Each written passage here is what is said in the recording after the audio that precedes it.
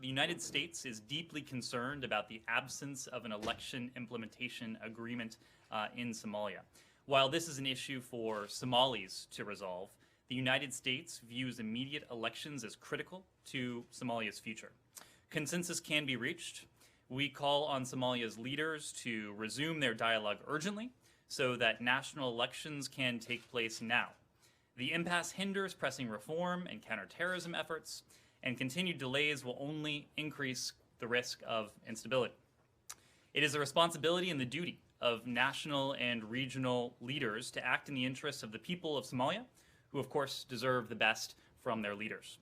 Partial, parallel, or alternative election processes, including prolonged interim governing arrangements, would increase prospects for instability and be a major setback for Somalia.